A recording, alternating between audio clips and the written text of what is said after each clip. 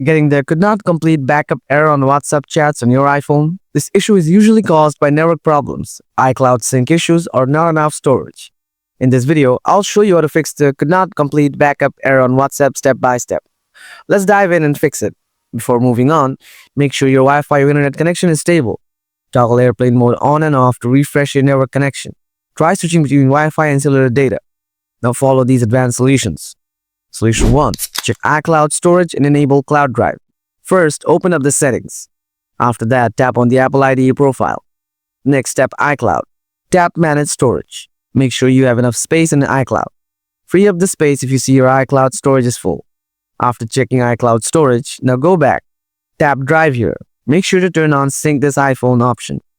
Solution 2. Free up the iPhone storage. Go to the Settings app on iPhone. Then tap General. Next, tap iPhone Storage.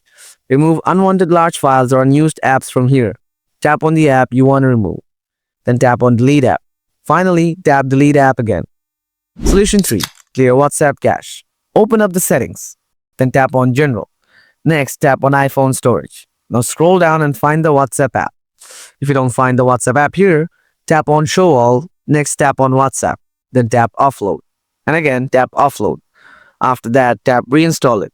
Solution 4. Reset network settings. Open Settings, tap General. Scroll down.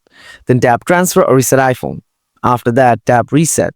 Now tap Reset network settings. Then enter the passcode of your iPhone if it wants. Tap Reset network settings again.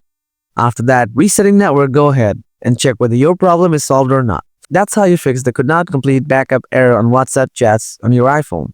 If this helped, hit the like button and share it with others. Be sure to subscribe for more tech tips. Thanks for watching, and I'll see you in the next video.